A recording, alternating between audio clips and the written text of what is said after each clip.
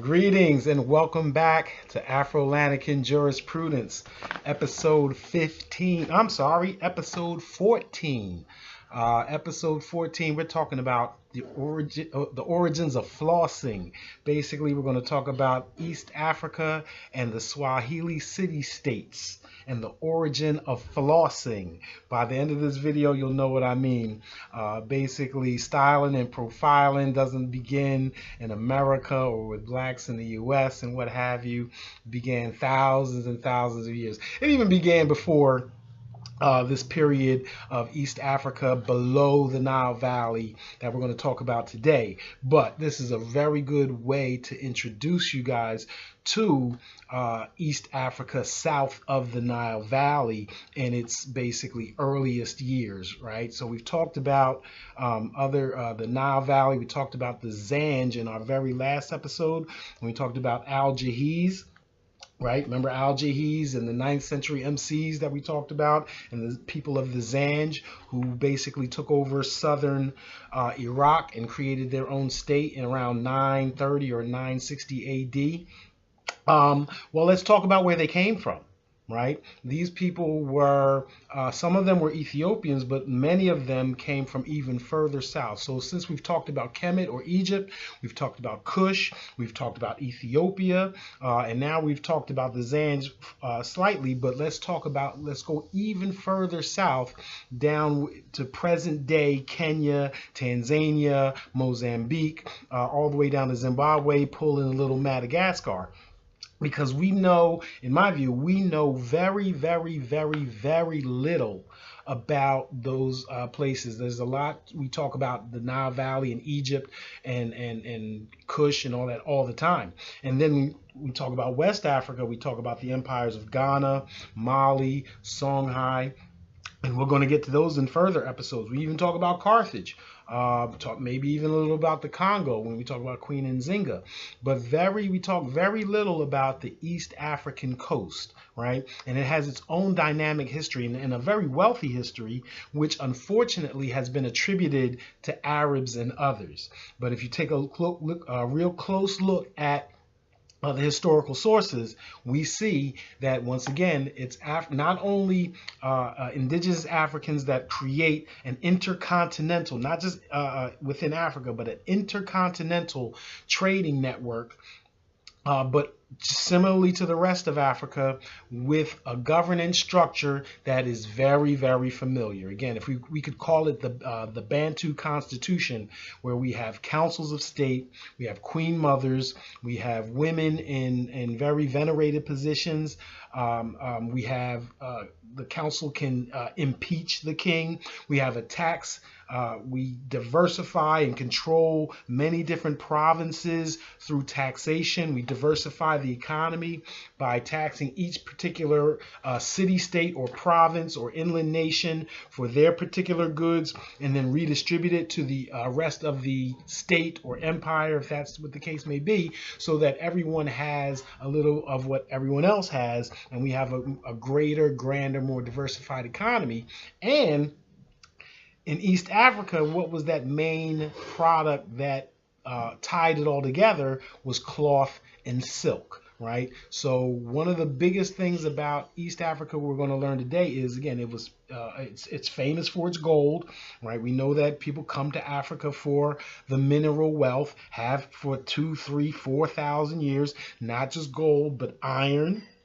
Right, iron ore takes a special environment to create. So when we're talking about iron and steel, weapons and what have you, if you don't have the furnaces, if you don't have the forestry, if you don't have the iron ore, you can't produce it yourself. You got to come to Africa to get it. And we're talking about through Tanzania, Kenya, and the East Coast. And what do we trade those mineral wealths for? Because we didn't allow people to just come take it, right? We had very powerful and strong states and nations. So what did they trade for? And what they traded for were silks, cottons, fabric, clothing, right? And that clothing became a very huge status symbol in East Africa and all the way into the hinterlands, right? Southern, Eastern, Central Africa all kind of relied on this intercontinental trading network for its fashion. So that's why we talk about flossing, East Africa, the Swahili City States, and the origins of flossing. So let's get it under the way. This is going to be long. I got to warn you right now. This is going to be long because East Africa is so understudied. It's understated. So I feel like I have to give a lot of background. Soon, at some point, we're going to add graphics to all of this. This is just a first cut, and this is really why. This episode really shows why. Because I really wish I had a map, and we'll add maps and pictures and other things to show you the different areas we're talking about. If you have one, it should be easy to follow along. If you have a mental picture of what Africa looks like, you'll be able to follow along. But sooner or later, we're going to edit these videos to add graphics and whatnot to make it a little more comprehensible. All right, so since it's going to be long, let's just get started, okay? So in previous videos, we spoke of the economy, political systems, and the legal architectures of Kemet, the Kushite Empire, and Ethiopia. We continue down the east coast of Africa and its lesser-known relationships with the Asian world, right? That's where the trade goes, right? Instead of north to Europe and Syria and whatnot, now we're going to be talking about trade going from East Africa to India to even China. Big time stuff. Today we provide further detail into the East African world, focusing on the Zanj and the metropolitan Swahili City States and their relationship with other African nations further inland, especially the great gold-bearing region of Sofala on the Zambezi River, right? So that's the first place you need to look on a map, right? The Zambezi River, right? Zambia being one of the countries by the Zambezi River. Mozambique, right, is another country. Zimbabwe and all that. So we're going to talk about the history of south of the Nile Valley, south of Kush, south of Ethiopia. We're going to talk a little bit about Ethiopia too, but this world, East Africa, the Zanj, Zanzibar. You've heard of Zanzibar, right? You've heard. Matter of fact, if you recall the Arabian Nights, many of their stories come from that East African setting. In a later episode, we'll return to the discussion of Great Zimbabwe, Mozambique, and the immense southern African state of Munamatapa. Let me say that again, Munamatapa. When the Portuguese arrived in Central Africa in 1700, they encounter this entire huge empire that stretches basically from the Congo all the way to the Zambezi River, called Munamatapa. Now, we're not going to discuss them today, but know that that lurks in the background. Because when we talk about the Swahili City States and their trading inland, at some point as it goes inland, it's going to rub up against those empires. And we see, and we'll look further, talk further about how those trading networks worked. So south of the Nile River Valley, south of the Kushite Empire, from present-day Kenya to Mozambique, from the Red Sea to the Zambezi River, including Madagascar, East Africans have been engaged not only international, but also intercontinental trading networks for at least 2,000 years, at least 2,000 years. Their governance systems resemble those throughout the continent, particularly in terms of matrilineal power succession, venerated positions for women, councils of state with authority to check or direct the power of the king or the monarchy, could it be queen, and an economic system based on so-called African feudal taxation.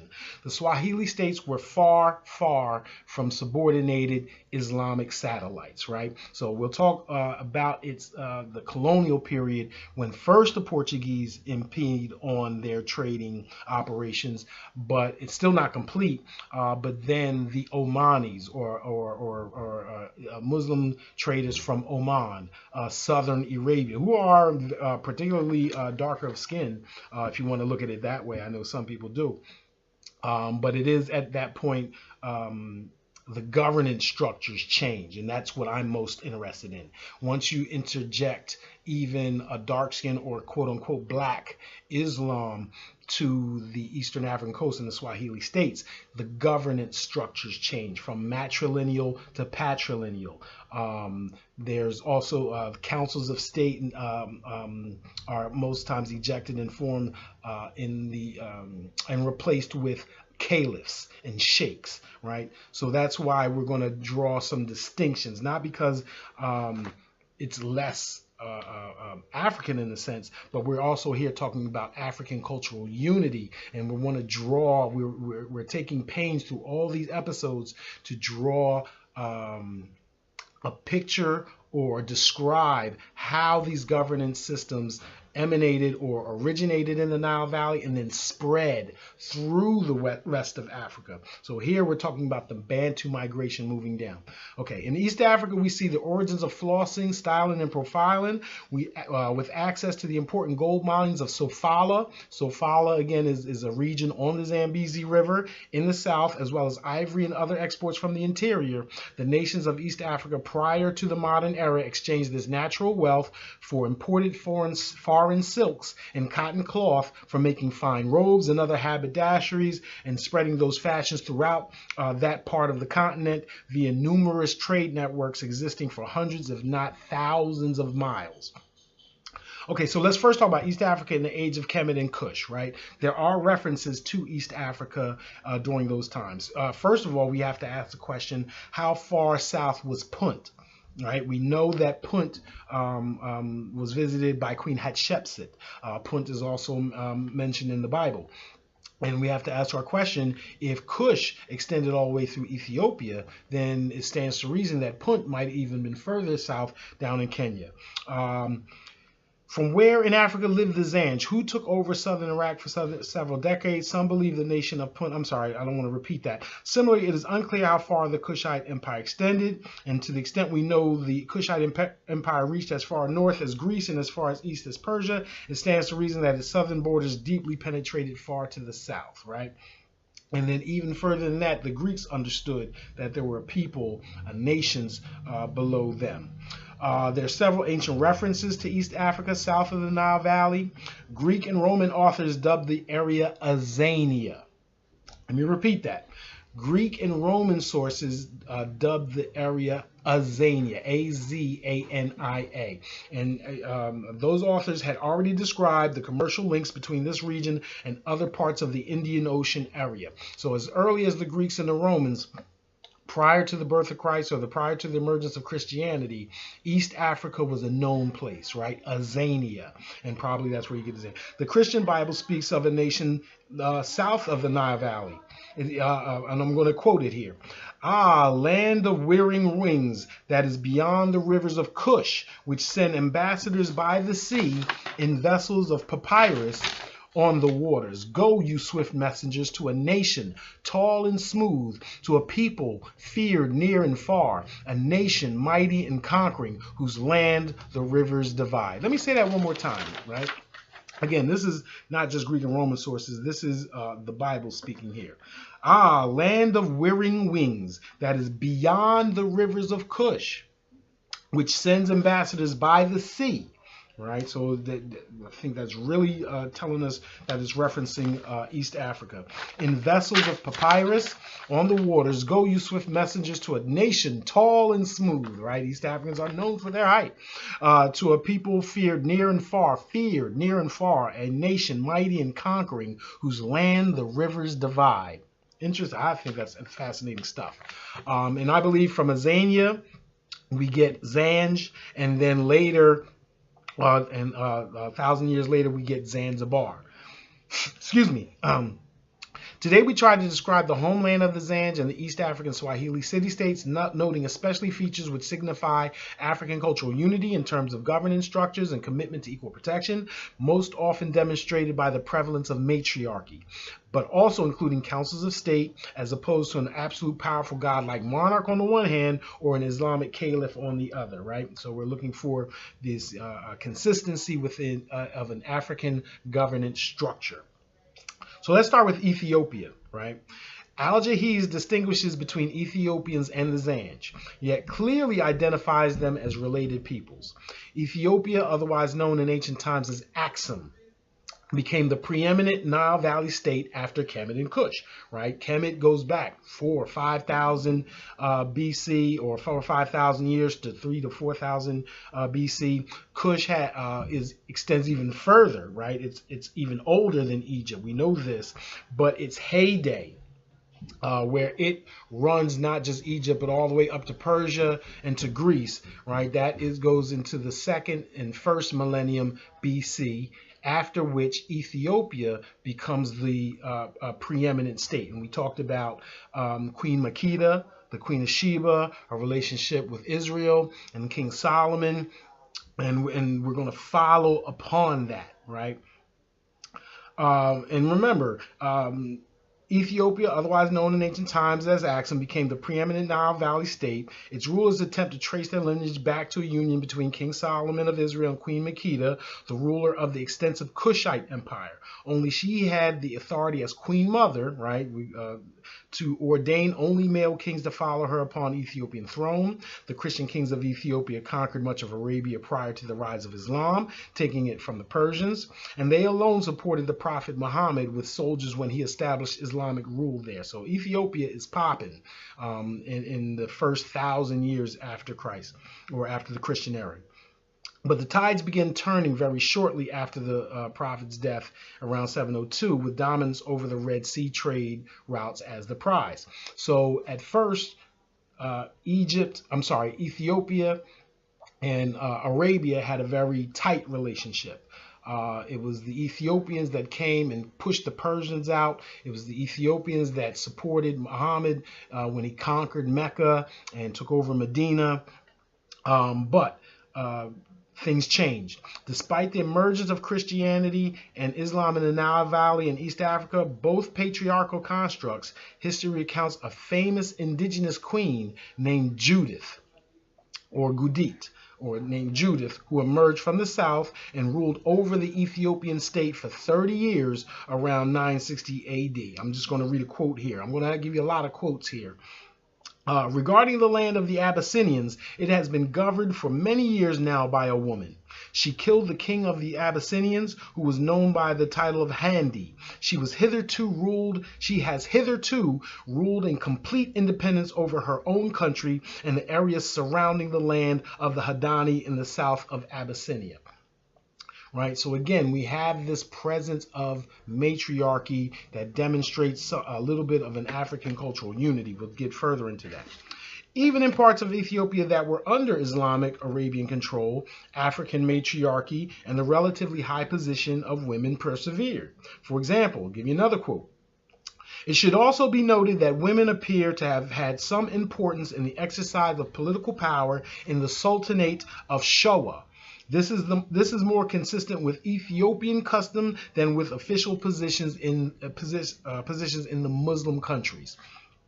So even though Ethiopia became a Christian country, right, the tides turned, and then Arabia and Ethiopia started to kind of often war against each other, and then Arabia, Yemen, and whatnot, and Oman establishing colonies and whatnot on the African coast. But as noted here, these sultanates, in other words, an Islamic sultan being in charge of the area, the governance structure still allowed for women to have great authority where they don't have that in traditionally Islamic countries. Even in parts of Ethiopia that were between 1000 and 1500 AD, numerous African states are having glorious epochs owing to gold being the international currency of choice and symbol of wealth around the world. The area known as Ethiopia was represented by several large states and kingdoms known as the Falasha, the Gajam, Domat, followed by the Zagwe dynasty. The Zagwe dynasty is infamous for building that first church, that stone church, Lalibela. So go on your computers, type in Lalibela, you'll see the famous stone church. You'll probably have said, oh, I know, I've seen that before. Again, that's about 1200 AD thereabouts. So again, 800 years ago, and at being 1200, being contemporary with the early with the European Renaissance and Enlightenment and whatnot. So it can't be attributed to those folks. Another quote, one of the best known indigenous rulers of the later communities is the famous King of Damat, mentioned by the Muslim scholar Ibn Khaldun. And it said the King of Damat dominated the region in the 13th century, and the Christian and Muslim settlements suffered his rule. So this King of Damat, again, was not a Christian nor a Muslim. So we have a truly indigenous nation, kingship that perseveres throughout these. I don't want to call them foreign constructs because, again, to the extent Christianity and Judaism extend from the worship of Horus and Ammon and all that, it's still kind of just coming back home, right? The prodigal son, I guess you could call it. As was customary, as was customary or constitutional in African states, the central authority allowed each province or kingdom under their rule to govern themselves in exchange for the payment of taxes and goods, which were then redistributed to other provinces of the state as a means of diversifying the national economy. Again, that's what we mean by African feudal taxation. Another quote here. The usual form of political authority in the empire was indirect rule, with local customs remaining in force. In some respects, therefore, the mobility of the court was the expression of a measure of centralization aimed at reducing regional particularisms.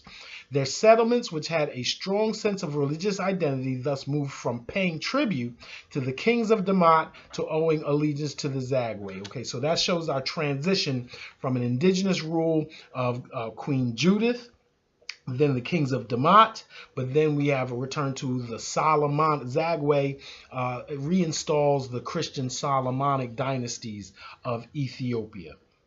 And it is said that this king of Damat had 99 kings under him, and that he makes up the 100. So if you ever heard the term, the king of kings, right? This flows from this Ethiopian concept of one monarch ruling over 99 kings, or 99 different provinces that would owe taxes to the central government, in the form of different goods. So if you grow cotton, if you grow sorghum, if you make pottery, if you have gold, if you have wheat or whatnot, each province is going to give up a piece to the central authority, and then that is going to be redistributed to the other 99, so that each province has a little something of what the whole nation or the whole state is created. Although dubbed the King of Kings, Ethiopian rulers were limited in power, as was usual in Africa, by a state council. Another quote. A hierarchy of democratically elected monks lived by a precise rule with some division of labor. So for at least 3,000 years prior to colonialization, Ethiopia was a major player on the world stage with very identifiable governance structures. So let's move even further down from Ethiopia and refer to the Zanj, right? The Zanj of whom Al-Jahiz spoke of. So further south of Ethiopia was the nation of the Zanj, or Azania, as the Greeks and Romans called it. We referenced the Zanj revolt in the last episode in Iraq, which created an independent black state on the shores of the Persian Gulf. The Zanj were enslaved by the Islamic Abbasid Empire, Abbasid empire based out of Baghdad. They were deployed in mass on huge cotton plantations in and around the southern Iraqi city of Basra, enduring harsh treatments hardly different than Africans in the American South nearly 1,000 years later. So the cotton plantations that are in Alabama, Mississippi, just imagine those plantations right there near the waters. Imagine those plantations in southern Iraq, along or near the Persian Gulf, and having black folks or African folks manning those plantations to have that cotton transferred around the world. So the American Cotton Kingdom was not original, right? It's a copy. Al-Jahiz describes resistance to Arab slave raiders on the eastern coast of Africa, which is confirmed by other sources. Here's another quote. A sea expedition led by a prince of Oman, which reached probably at the end of the 7th century, the land of the Zanj, and was destroyed there by the local people.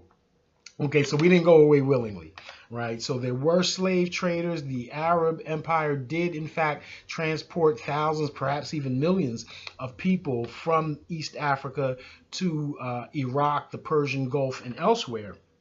But also know that there was indeed resistance. As will be discussed later, Islamic enslavement of the Zanj had long-lasting deleterious repercussions, including the embrace of the Portuguese by some Swahili city states who sought to counter Arab activities in certain places. So as bad as the Portuguese were, And as violent as they were to some towns, particularly Mombasa, we'll talk about that later, other Swahili city states aligned with them because they had already felt the hegemony of some, or penetration of some Islamic forces and enslavement by them. So it was sort of easy, that made it easier for the Portuguese to woo over some of the states because they were already trying to respond to Arabs and Arab dominance, and the guns that the Portuguese brought helped them. It's a very messy thing. It's a lot of alliances, and we'll talk about that later. The peoples of the Swahili coast known to the Arabs, Sumatrans, and the Chinese as the Zanj were a Bantu-speaking people. And let me say that again. The people of the Swahili coast known to the Arabs, the Sumatrans, and the Chinese as the Zanj were a Bantu-speaking peoples. Here's a quote. The role of outsiders in the early history of the East African coast cannot be denied, but recent research is making it very clear that the history of the East African coast is the history of indigenous African populations and their interaction with the environment. Nowhere in Arab sources for this period do we find any mention of large settlements or colonies of expatriates from Muslim countries. The coast is described as inhabited and, what is more important, ruled by the local Zanj population. Al-Masudi, who visited the coast in 916, so almost 1,000 years after the Christian era, stresses the non-Muslim character of the Zanj state and the famous tale about the kidnapping of the Zanj king by Arab slavers, and that offers further evidence of the independent development of the coastal Bantu people. So they had already established these nations and towns before Islamic folks got to them. Even before the comparatively late Al-Idrisi 1165, we gain the impression that political power in all the coastal settlements was in the hand of local Africans. So this idea that the Swahili city-states were basically, again, Islamic colonies or Islamic satellites was false until the modern era, until the 18th, 19th, well, no, actually the 18th and 19th century. Because even though in the 15th, 16th, and 17th, they're there, the Portuguese, the Omanis, but again, it's very dynamic there. Dominance didn't arrive until the 18th, 19th century to what we know today. Here's another quote. The Arab geographies divided the eastern coast into three parts: the land of the Barbar in the north, the land of the Zanj between the Juba River and some point on the coast opposite to Zanzibar, and the Sofala country to the south. So even to the extent we distinguished Ethiopia from the Zanj are distinguished from the people of Sofala down on the Zambezi River, the Zimbabweans, the Mozambicans, and then we're even going to talk about, again, Monomatapa. Whether the mysterious country of Wak Wak is to be placed even further south on the African continent, or whether it meant Madagascar, is difficult to decide. So we're going to run into a bunch of names of places in Africa that were known since 500, 800, 1000, 1200, 1500 AD for thousands of years that I won't say is lost to history, but their history is very hard to find unless you're relying on oral sources. And even the sources that you do find are usually Arabic, and they, of course, are going to do what? They're going to elevate themselves versus the African population, even when the facts may suggest that it should be otherwise. There was little doubt that the name Barbar was applied by the Arabs to the Somali and other Cushitic speaking peoples of the Horn of Africa, right? Those who spoke the language of Cush. Ship captains on the Indian Ocean were some Zanj. This indicates that the Eastern Bantu were acquainted not only with coastal navigation, but with that on the high seas as well. The use in the first century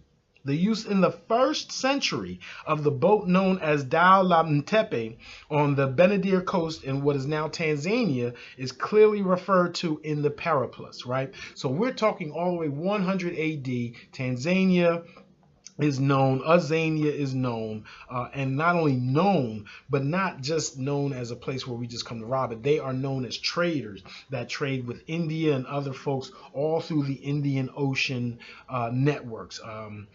Again, I need to be able to further illustrate this, but you get the point that this is a history that is glorious and yet unknown to those of us who ought to know it.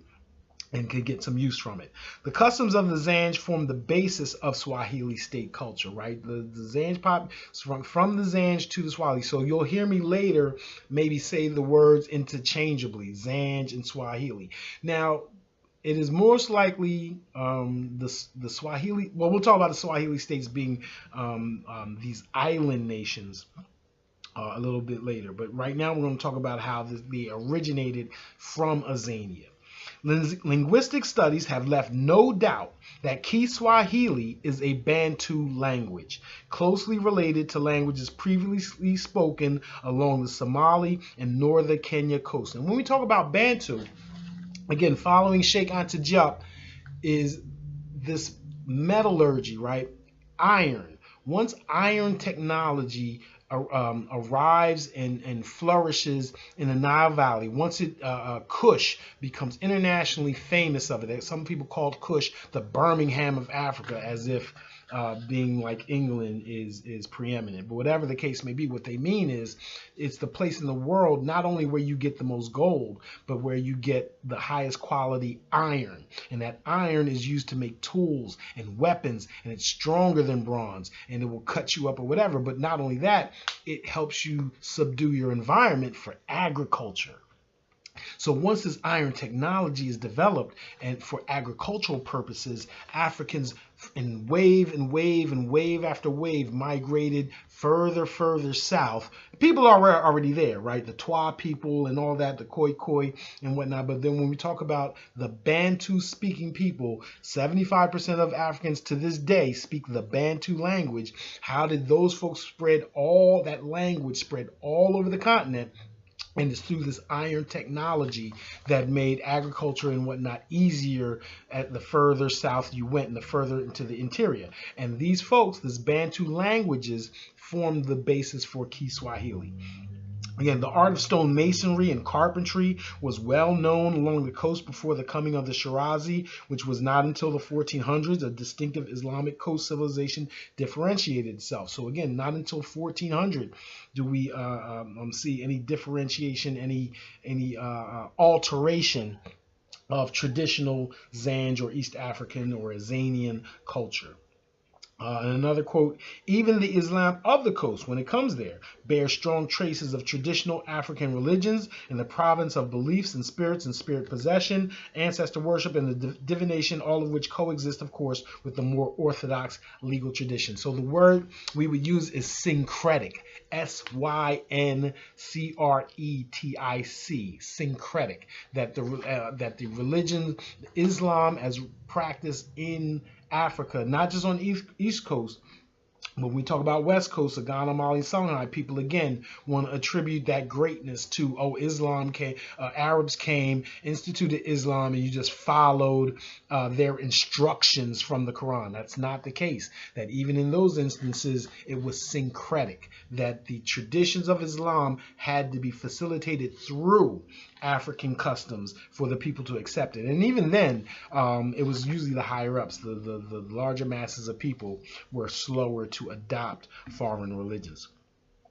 So let's talk about this flossing in East Africa, this international trade and the contact prior to the Portuguese. The overlapping Bantu migrations which spread Nile and Niger River Valley cultures throughout the continent relied on and spread iron technology to subdue the sub-Saharan environment for agriculture and pastoralism. However, plantations for large-scale cotton production were located elsewhere.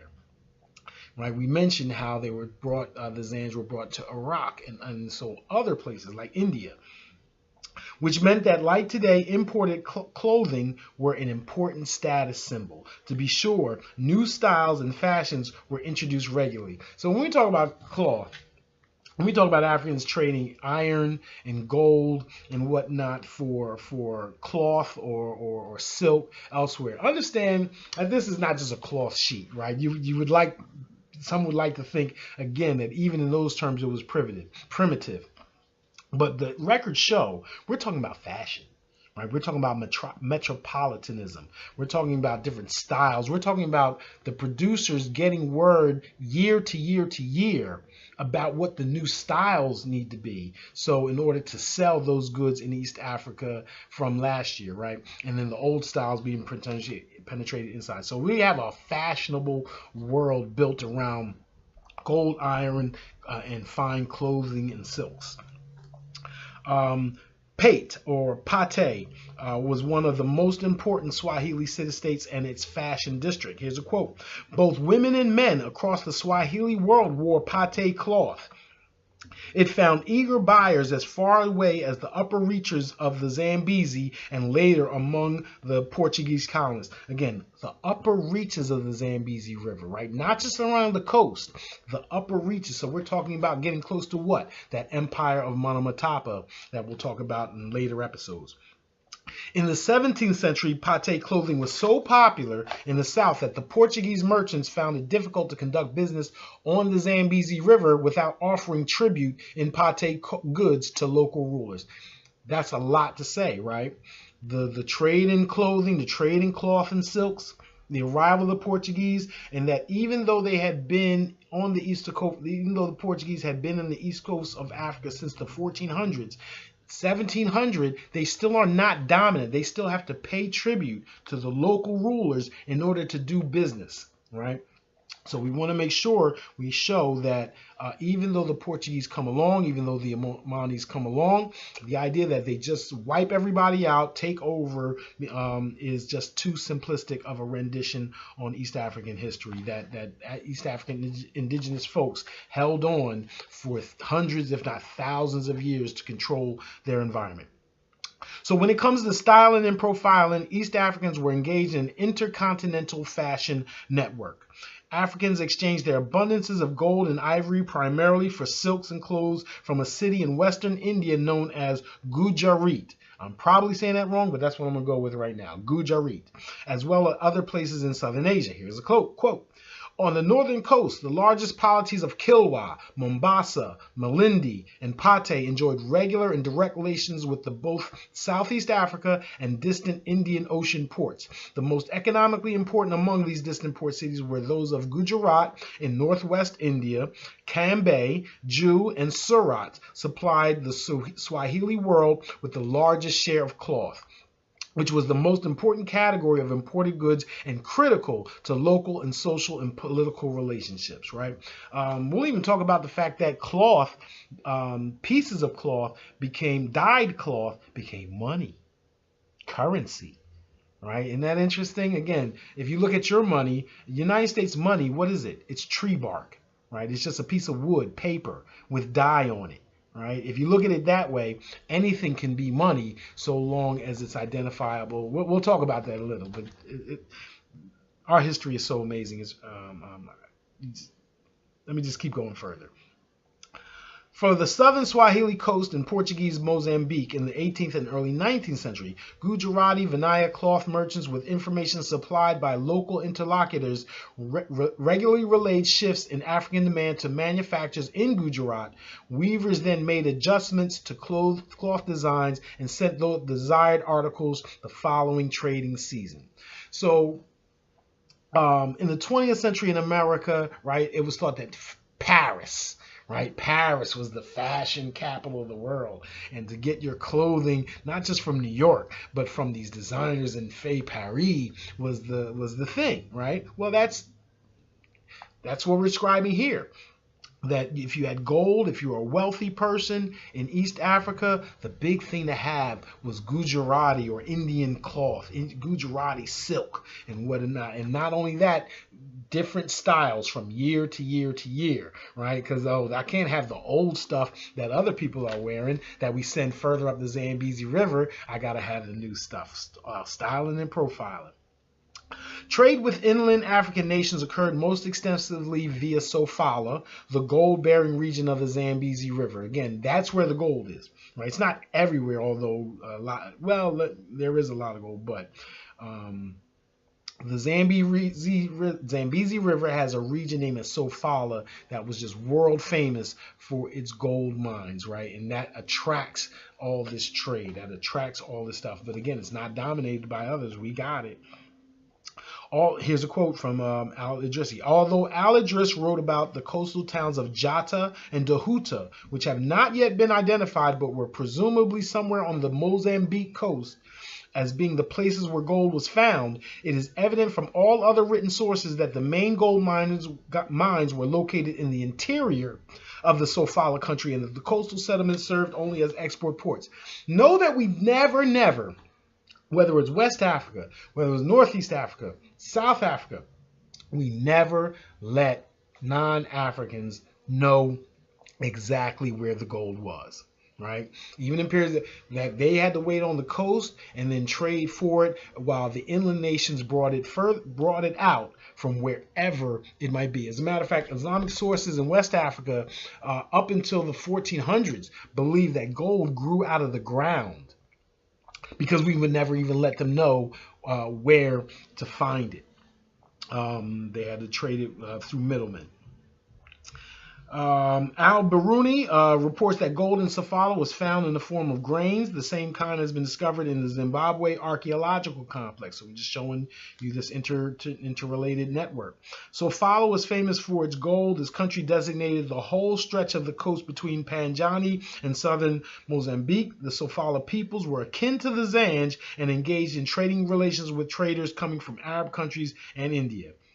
Merchants and sailors from Kilwa, Malindi, and Mombasa established themselves in Madagascar, Cambay, and at least far as Malacca.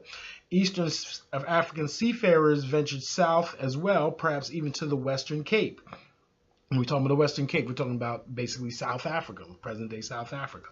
Thus, the Swahili language was spoken as far south as Inhambane in modern Mozambique. Swahili merchants maintained a significant presence along the Zambezi River and on Sofala Island, a gold emporium that paid tribute to the Sultan of Kilwa. Okay, so now we're at least describing one point where the Zanj nation or state extends all the way from the Kilwa, or basically Tanzania, all the way down to Mozambique and inland, right? And it goes backwards and forwards. Sometimes the island nations rule the inland. Sometimes the inland nations rule the Swahili City States, right? We're talking about over 1,000 years of interactions and trading between the two.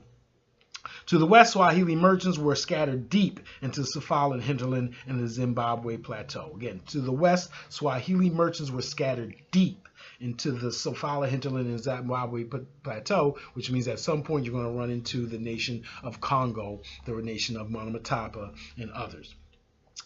While gold was the main export from Sofala, many of the Zanj coastal towns traded iron because the ore to create was found there, along with the necessary forest woods to create large furnaces.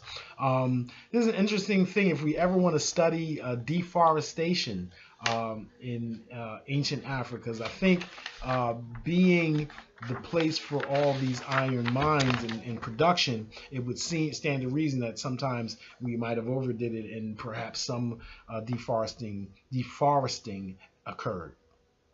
Al-Idrisi, this is another quote, Al-Idrisi, who pointed out that the chief centers of iron production were Malindi and Mombasa in the north and Jantama and Dandama in the south, iron became one of the major exports of these places and formed the main source of revenue. But since furnaces were not found in Malindi or Mombasa themselves, trade in iron suggests an inland state apparatus with taxing authority covering lands from the coast far into the interior, right? So once again, the exchange, or the way in which African states exchanged produce that came from different areas was through this taxation, right? That each province would give a portion of their craft or goods or ores or whatever they were famous for, whatever they were instructed by the monarchs to produce, and then those pieces were then put together by the central state and then redistributed either back to the other provinces so that everybody has a little of something someone else produces, or traded abroad for these clothes and silks that again were then distributed inland in the name of the empire. Trade with China. Right, the East African Swahili City States traded as far as China. These people, known as the Zanj, were known to the Chinese as early as 724 AD. Note that Marco Polo did not reach China until the year 1266, 500 years afterwards. Let me say this again. The Zanj were known to the Chinese as early as 724 AD. Again, Islam establishes itself in what, 661? So no longer than 60 years after Islam is established by Muhammad in 660, the Zanj are known to the Chinese in 724. In the Chronicle of the Tang Dynasty of China, under the events for 724, there is an account of the reception of an embassy sent by the ruler and of the kingdom of Sriwijaya, centered at Palembang in Sumatra. It's hard to say. Where a Zanj girl was offered as tribute along with other exotic items. Trade items from Africa like ambergris, oils, tortoise shells, and other things could be found in China. In 1178, a Chinese official denotes an area on the Swahili coast as Kunlun Sungchi. But contact with China extends much further back in time. Kumar Zanji was another name that seems to refer to Zanzibar, and Chinese coins have been found all over the coast and continued to reach East Africa until the 18th century. Since clothing was an important status symbol in East Africa all the way into the hinterlands, Chinese silks therefore were highly coveted. However, the Chinese are not exempt from the list of those who held Africans as slaves, even if one might excuse non-Western forms of slavery as more humane. The Zanj, the Swahili, were worker slaves in Chinese shipyards and as domestic servants in the main urban areas. One scholar speaks of their roles as musicians in the Sumatran kingdom of Sriwijaya. So remember, these people are also the 9th century MCs, where we talked about poets and musicians that created songs and poems that glorified themselves, their country, or maybe even dissed other people, right? The 9th century MCs. It is perhaps important to note that the earliest Chinese records describe the capture of slaves rather than the legal sale in Swahili markets. Let me say it again. The earliest Chinese records describe the capture of slaves, not the sale of slaves in Swahili markets. And remember, again, even when it came to the Arabs, they came and captured a Zanj king. So again, we do not have, and especially in the earliest times, a strong slave market. Although, we can't rule that out. And we know that when it comes to the 18th, 19th, and 20th century, we had characters known as Tipo-Tib, Africans themselves, that did in fact sell other Africans into slavery. But amongst the earliest times, not as much.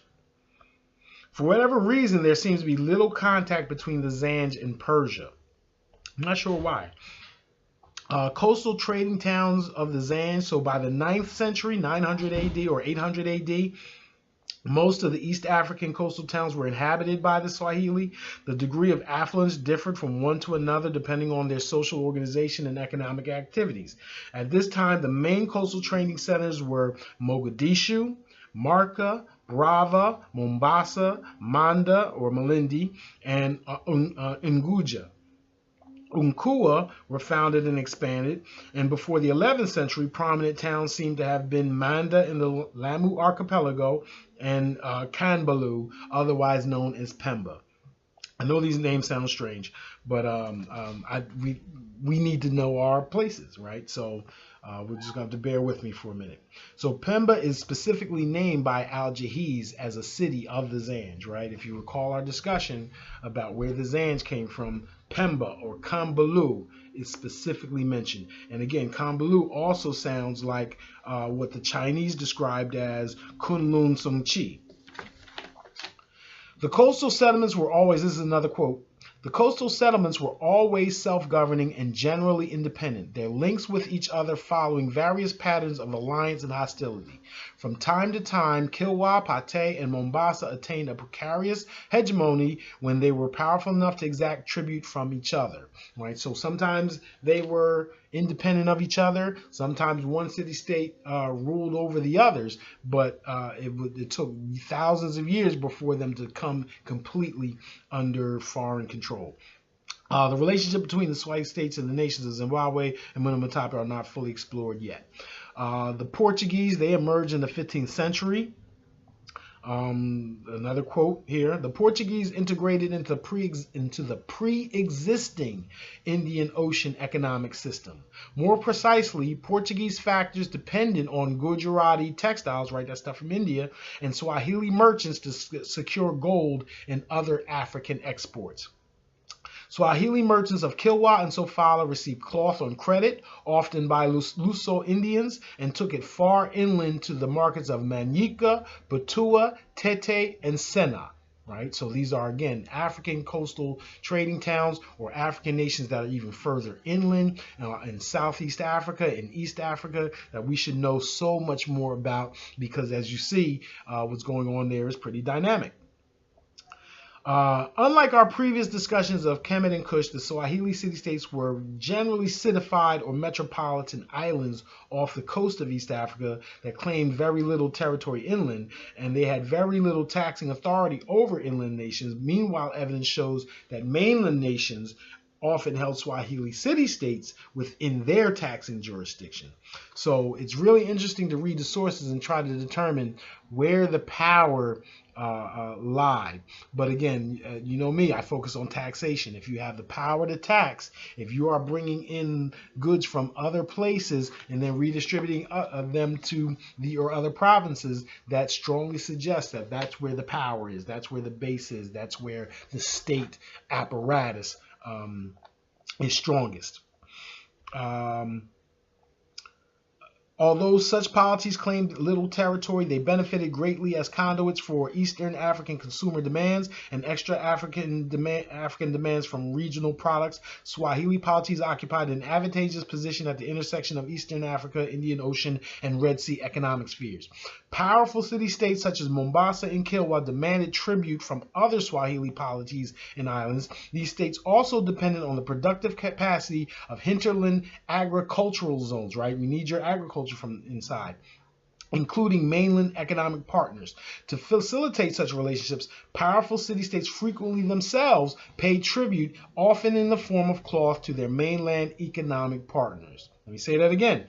To facilitate such relationships, powerful city-states frequently themselves paid tribute, often in the form of cloth, to their mainland economic partners. So again, if we interpret this, we can interpret this as just a simple trading relationship, or we can interpret this as, again, African feudal taxation, where the Swahili states being under the thumb or under the control of an inland nation, perhaps Sumatra, we don't know, or perhaps the remnants of Azania, required that payment of tribute in cloth from the Swahili to then be redistributed to others. And again, what did they get in return? All the agriculture, the iron, gold, and whatnot from the inland, so that they could participate in this very diverse and even metropolitan economy.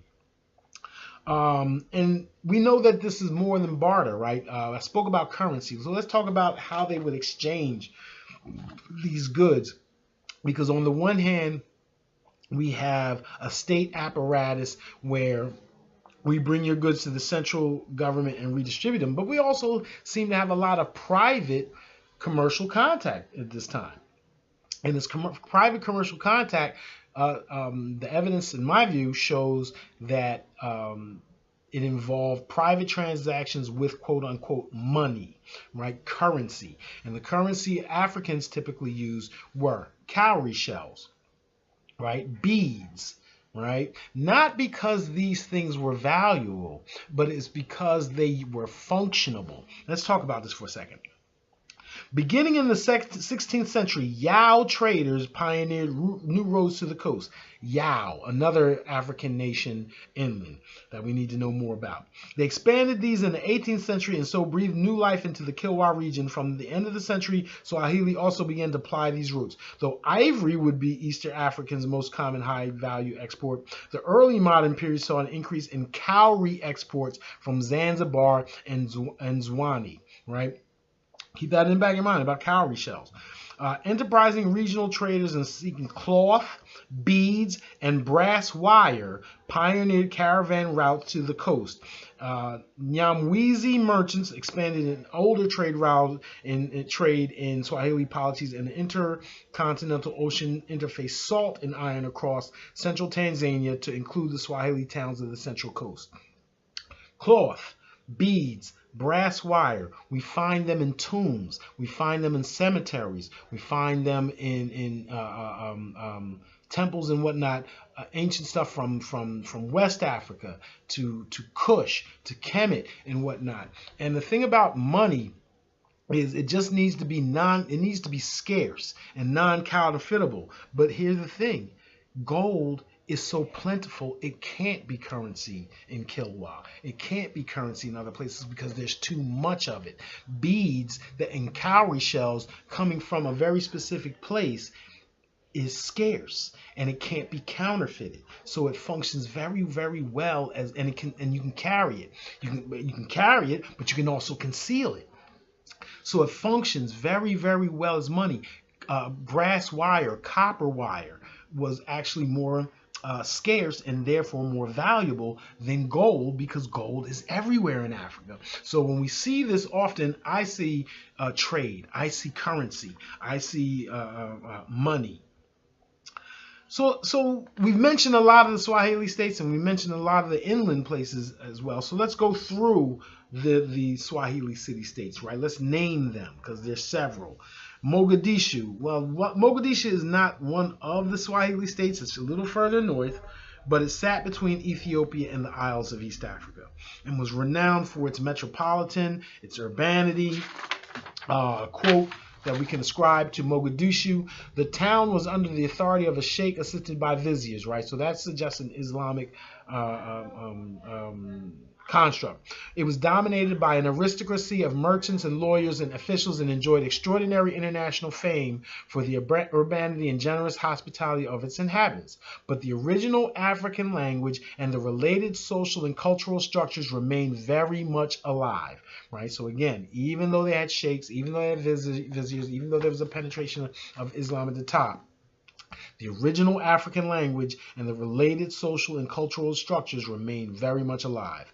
Pemba, okay, so now that's our first actual Swahili city state, or Kambalu, was named specifically by Algiers as one of the homeland cities of the Zanj, who conquered a portion of southern Iraq in the late 10th century. Kilwa was a major city rivaling any in Europe or elsewhere. Let me give you a quote.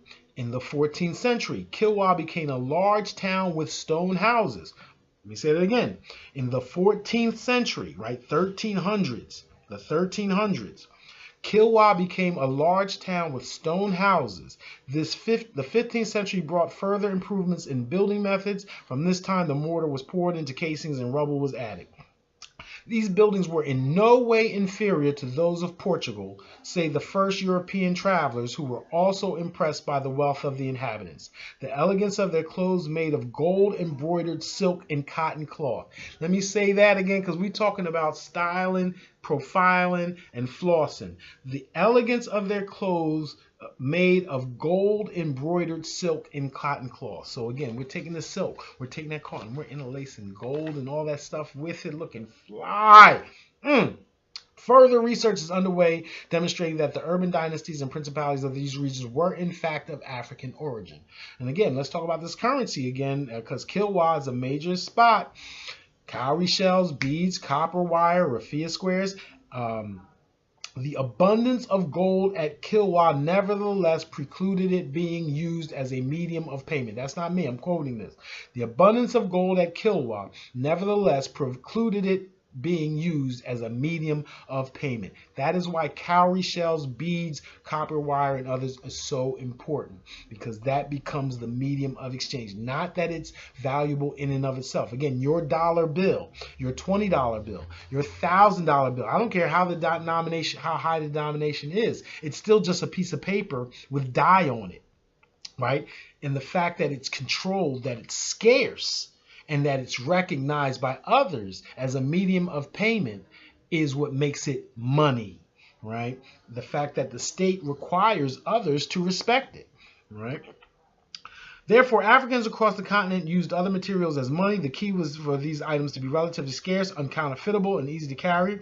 Archaeological evidence discoveries like the yellow beads found in the excavations in Zimbabwe, which are identical to the glassware widespread in India in the 13th century, show quite clearly the contacts between the coast and the owners of the mines in the hinterland. Beginning with those of the Zambezi Basin, as indicated by the cowrie shells exchanged for gold and ivory at Gokamer and Kalamo. There's a lot in there. Once again, let me say, the excavations in Zimbabwe, which are identical to the glassware widespread in India in the 13th century, so we're talking about 1200s, right? Not only do we have these stone houses, we have glass. Right? So we're talking about windows, we're talking about glass vessels and other things. And let's even talk further, that the cowrie shells were exchanged for gold and ivory, right? So again, as a medium of payment. Let's talk about the perseverance of local custom in the face of Islamic expansion. While the Zanj had been exposed to Islam since the 8th century, it was not until the 13th and 14th centuries that the religion spread among portions of the Swahili population. Let me give you a quote.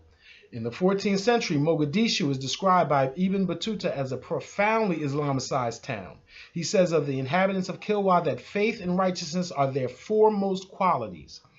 As elsewhere, the first to embrace the new faith were the rich merchants, and then the notables, and finally the common people who were simply copying. There followed the adoption of numerous elements of the Muslim legal system. Ibn Battuta mentions the existence of qadis, that judges, basically Islamic judges that were going to judge you based on the Quran in Mogadishu and Kilwa. So that comes along in the 14th and 15th century, but it was an Islam that was not identical to the Islam of the Arab countries, since it absorbed numerous traditional survivals.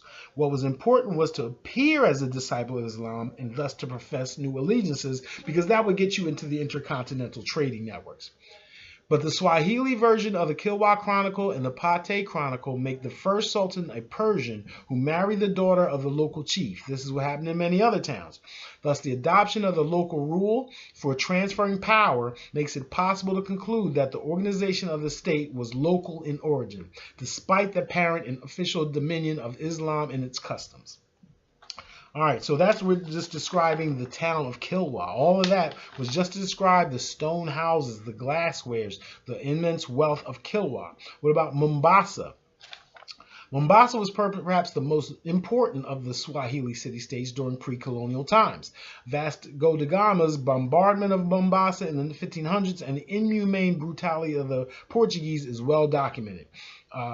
Quote unquote, here we go to quote. After the arrival of the Portuguese in 1498, most Swahili polities were attacked, looted, and subjugated. While Swahili polities influenced and conquered their neighbors long before the early modern era, Europeans introduced novel forms of domination and exploitation, trade monopolies, colonization, and a pass system designed to regulate regional commerce, right?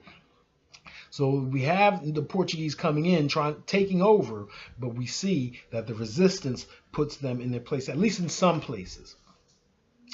Pate, as was previously mentioned, was also quite metropolitan. For the Swahili, Pate was the place to be, serving as both a textile manufacturing hub as well as religious learning center. Pate was eventually overtaken by Omani immigrants between the 15th and the 17th centuries, right? So there we have that tension. Oman at Pate, we got Portuguese at Kilwa. At times, this meant near complete subordination of the indigenous populations, and at many other times, the Swahili played the Omanis, the Ottomans, and the Portuguese against each other to gain their own autonomy.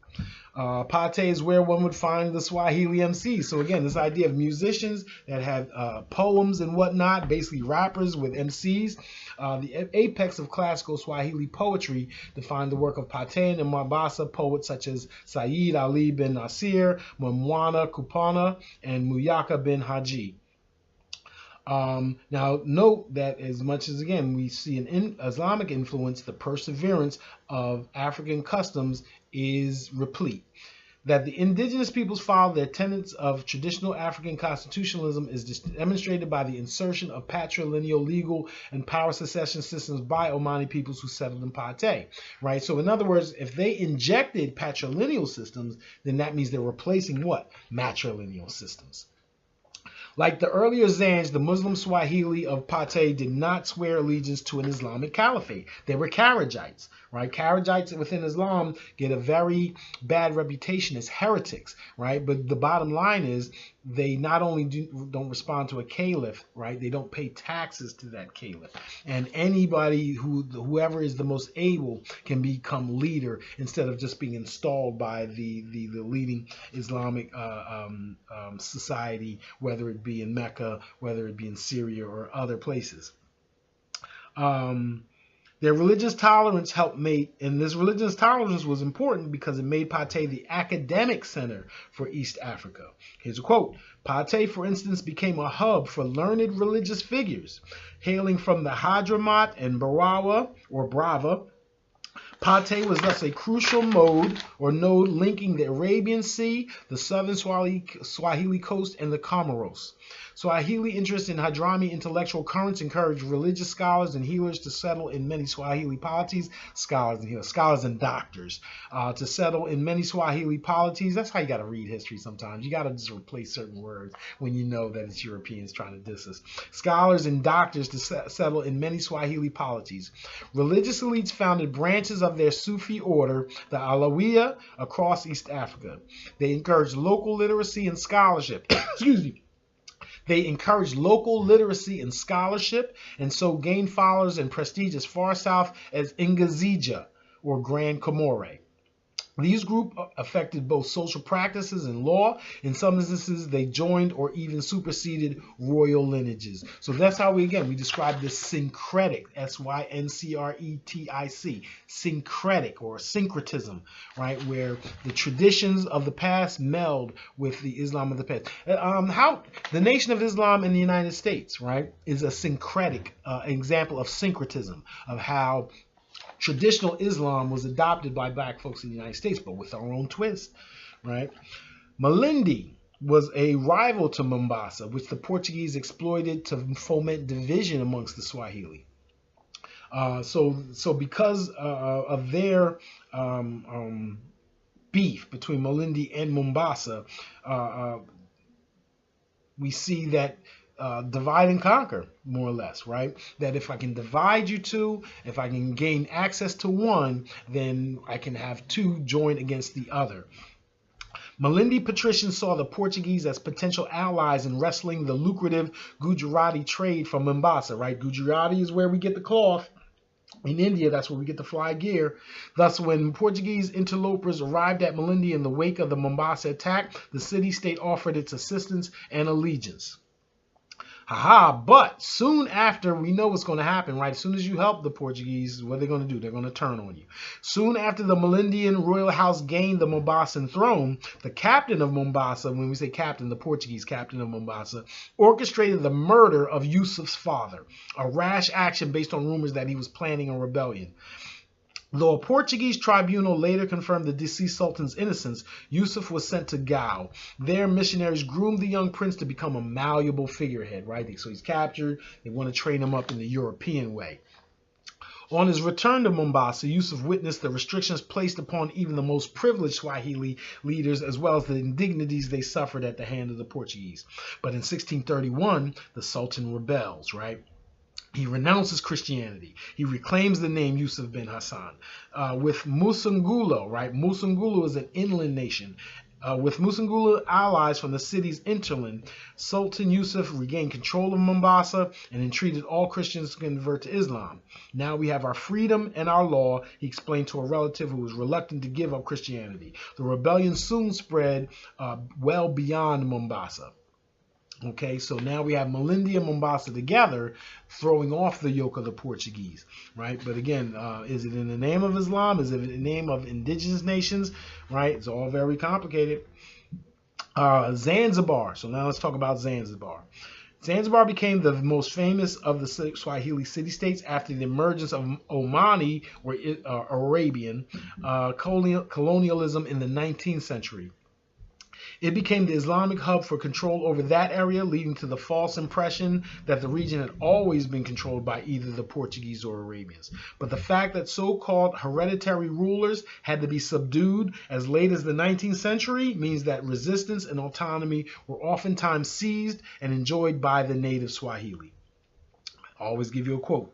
The new sultan marginalized hereditary rulers, including Zanzibar's Mwinyi Mkuu, and installed Busedi governors in each principal Swahili city. As Zanzibar became the entrepot of Eastern Africa, the sultan moved his court to the island. Zanzibar's economic vitality similarly attracted seasonal and permanent migrants from other Swahili cities, the Comoros, Madagascar, Southern Arabia, Kutch, Gujarat, Bombay, and elsewhere. So Zanzibar, again, if you read the tales of the Arabian Nights, they became the place to be. A very wealthy metropolitan place. The Busedis instituted unprecedented religious freedoms at Zanzibar. As a result, the island became a center for both Sunni and Abadi scholarship. That also means that native Africans with native religions were not captured into slavery just because they were not a people of the book, right? We see that in other places where Islam, Christian, and Jewish forces agree not to enslave each other, but to enslave indigenous Africans that follow indigenous religions. And we see here that the religious tolerance there did not allow for that. Finally, Southern Arabians, mainly and mainland Africans and other recent arrivals to Zanzibar relied on Swahili as a lingua franca. So now you got all these people from the Indian Ocean world, Arabia, India, Bombay, as far as China, then all the way down the Ethiopians, the Zanj, the Zimbabweans, the Zambians, maybe even Mutapas, all the way to South Africa, Grand Comoros, Madagascar. They all come together in these ports where the wealth and urbanity is, and that's how Swahili, the language that incorporates all of these elements, but based on traditional African languages, but then the loan words come from all these other places, and that's how you get the Swahili language. Note that Ibadi scholarships is on one hand considered by many to be heretical brand of Islam, and on the other hand it was the brand of Islam practice. Okay, so we're talking about, again, kind of an African cultural unity with respect to Islam. Now, the slave trade passed through Zanzibar, but it should not be forgotten that on the eastern side of the world, the Islamic nations, including the Swahili states of that time, took slaves not just from Africa, but from Eastern Europe and other parts of the world. Read the book, Islam's Million White Slaves, right? It talks, and remember, the term slave emanates from Slav, or the Slavic nations, right? Slovakia, Czechoslovakia, Slovenia, right? That is where the term slave comes from. So we know that even though Africans are enslaved, and there's no reason to try to justify that, we also note that at this point it is less racialized than it is today, where here we go. Urban Zanzibaris imported slaves, including domestic slaves, from as far afield as Ethiopia, India, and the Caucasus. Thus, in the first half of the 19th century, Zanzibar's slave population grew exponentially, and as diverse newcomers, both enslaved and free, altered Zanzibar's demographics, and increasingly rigid social hierarchy defined social relations. So let me say it again.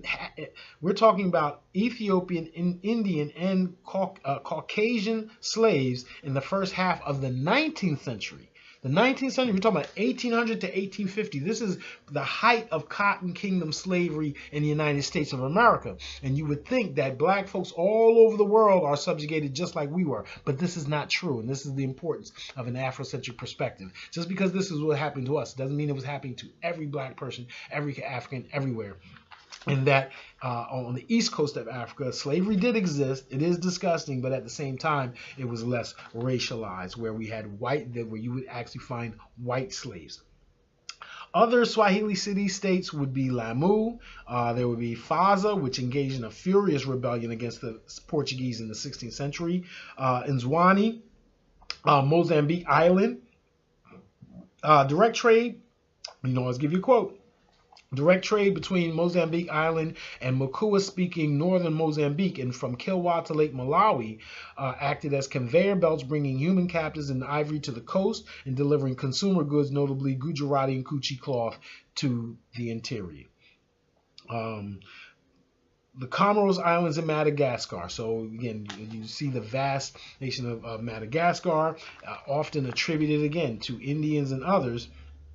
In the autonomous Comoros Islands, different circumstances obtained. The island's position between markets in northwestern Madagascar and the eastern African coast delivered great wealth to the Comorian merchants who transshipped goods and slaves through the archipelago. Moreover, the Comoros Islands acted as emporiums for Western Asian, Southern Arabian, Persian Gulf, and Eastern African merchants. So all this is just to say that it's popping.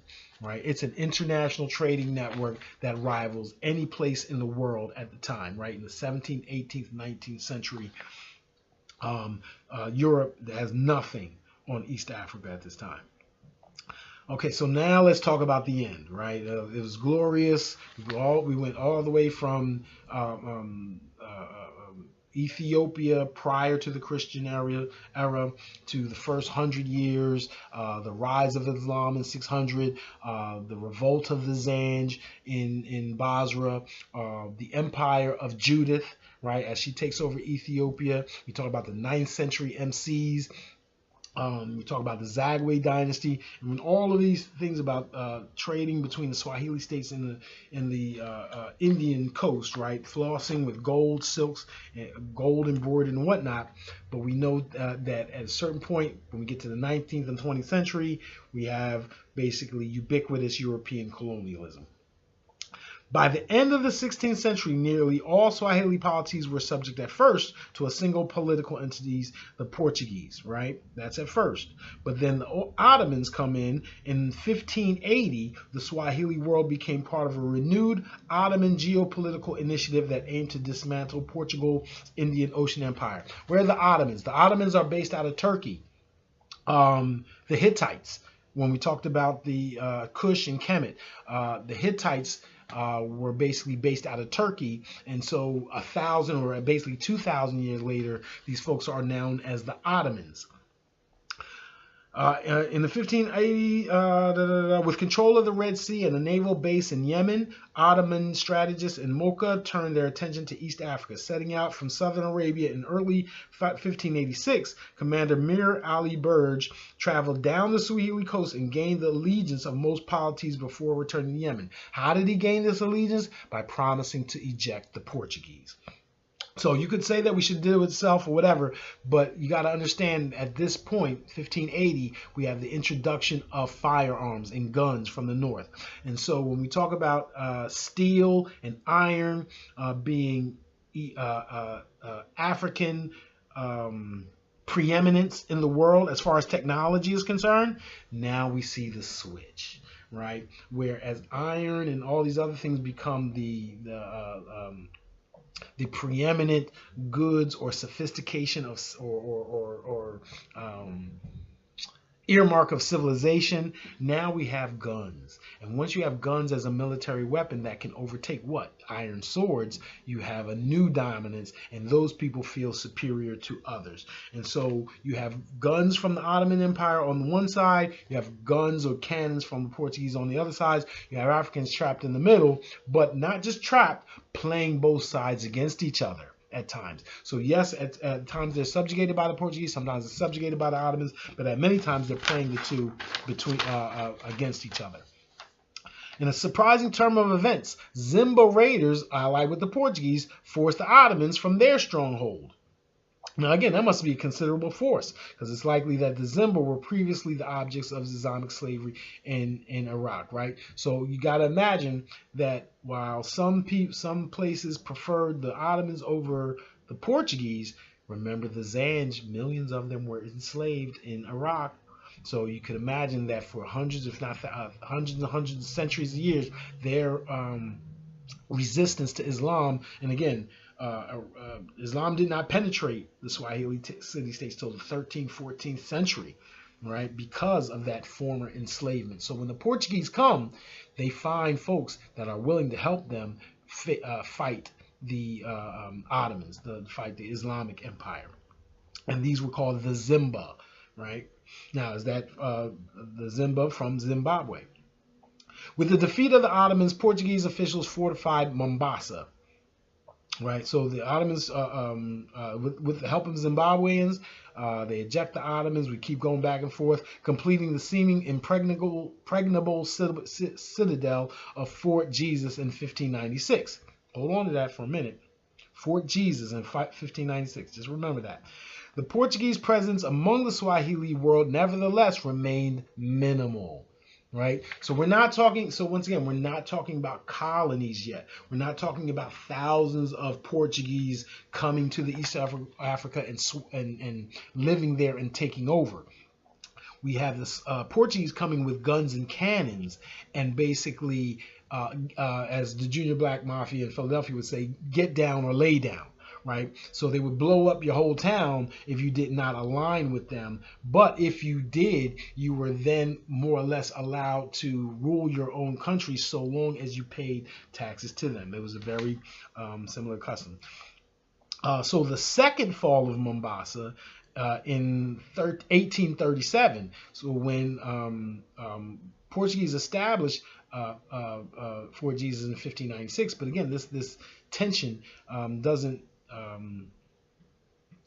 subside for hundreds of years. And so the second fall of Mombasa in 1837 and the arrival of the Sultan's court in Zanzibar marked the end of Swahili political and commercial autonomy. Foreign intervention in regional contests for position defined the early modern period as one of shifting allegiances and recurring conflict. The Swahili world is a battleground among the expansionist states of Portugal, the Ottoman Empire, and the Omani. At the same time, Swahili political entities use foreign powers to leverage factional interests and maintain some degree of control over the continental oceanic interface. The Swahili states were divided and therefore conquered. He's again quoting, at the end of the 15th century, the fractured political landscape militated against concerted resistance to the Portuguese aggression. Another quote, while Swahili policies continued to integrate diverse foreigners, the rough seas of the early modern era rendered the Swahili world of the early 19th century far different from that of the 15th century. It would no longer be a series of independent polities, but rather a patchwork of cities under the sovereignty of an exogenous monarch. Exogenous, somebody from far away, right? A sultan of Oman. Swahili speakers were integrated into the economic currents of a fully global marketplace, affecting and affected by the new interfaces by constrained by the economic dictates of a powerful state. The pattern would continue in the modern era as European colonial states and post-colonial nations dominated Swahili polities. So now we switch from the Arabs, once again back to the Portuguese, back to the Arabs, back to the Portuguese. Portuguese commercial restrictions tax Swahili policies, and Omani administrations developed their self-interested trade policies. External powers aggressively pursued their interests. Yet Swahili speakers to a degree shaped the social and economic networks of the era. New or expanded networks linked Swahili policies of other East African societies, regions well beyond the Indian Ocean. And again, what about the slaves that fought back? Or what are the nations that fought back? Did they all just lay down for the Portuguese and the Arabs? Of course not. The Zanj were not passive acceptors of Portuguese or Islamic rule, as evidenced by first of all, there was the Malindi Mombasa Revolt in 1631, and then there was the Siege of Mombasa in 1696. The 1696 Siege of Mombasa, the final Portuguese stronghold on the northern coast, final meaning we already kicked out a few others. The siege itself was a complicated affair that evidenced regional rivalries and Swahili efforts to control the continental oceanic interface. Frustrated by Portuguese trade policies, a faction of Mombasa merchant elites and allied Mijikenda leaders, inland nations, orchestrated the siege with aid from a coalition of Omani, Patayan, Bajuni, Somali, and Ngala militants. But again, it's complicated. Whose side are you on? The defenders were likewise a diverse group that included Malindian, Fazan, Bajuni, and other residents of Mombasa assisting a small Portuguese garrison. As the siege extended into 1697, so a 4-year siege, command of Fort Jesus passed to a majority female militia under the leadership of a Fazan prince. But after nearly 33 months, Mombasa fell to the combined Swahili Omani forces. So the Dora Milaje is real, right? From Wakanda, Black Panther, a majority female militia in charge of holding down this fort. But unfortunately, it was designed to try to keep the Portuguese in effect versus the Islamic interface. So we can't call this a totally indigenous practice, but we know that this a venerated position of women, not just in governance, but even in war, is definitely a fact, an aspect of African cultural unity, especially as it relates to the equal protection of law and society. And there were also times of complete Swahili autonomy, right? There were times when they just threw off the yoke of both sides. A treaty with Pate, occasioned by a Portuguese return in 1728, established complete Swahili autonomy. However, the Portuguese soon broke the terms of the new treaty, surprise, and were again ejected, this time without the aid of Oman.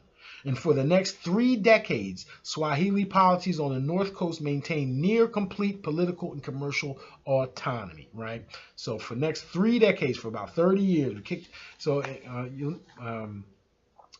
and through all of this, regardless of whether they were totally autonomous, regardless of whether it was colonized or just dominated from afar, there's a perseverance of African cultural unity at work here. While the legal and political architecture of the Swahili City States has been given over by some to its Islamic character, it is quite clear that the African constitution remained in force. We've already discussed East African matriarchy. We noted the existence of female militias. We also noted the indigenous nature of the East African coast, as evidenced by the syncretic nature of Islam practice there, marked by religious tolerance and Kharijitism, the practice of Islam without a caliphate. As for African constitutionalism, there was matrilineality, matriarchy, councils of state, election, and impeachment. Hardly different than as we described the Nile Valley, as we described Kush and Ethiopia. Swahili royal lineages often dominated the political sphere, but hereditary heads of state, both men and women, also belied a more diffuse political leadership. Councils or other civic bodies frequently decided succession disputes. Again, councils and other civic bodies, not just their existence, frequently decided succession disputes. Right? Again, Killmonger is in an African state does not just beat down the king and become the new king. You are elected, first certified by a queen mother to be even eligible for the monarchy, and then you are more oftentimes chosen amongst the aspirants or elected by this council of state. In the early 1700s, Pate, the Sultan, shared power with an assembly consisting of his relatives and other aristocrats, counselors, and merchant elites. At Lamu, a council of ward elders, or Yumbe, governed the city-state for much of their early modern era.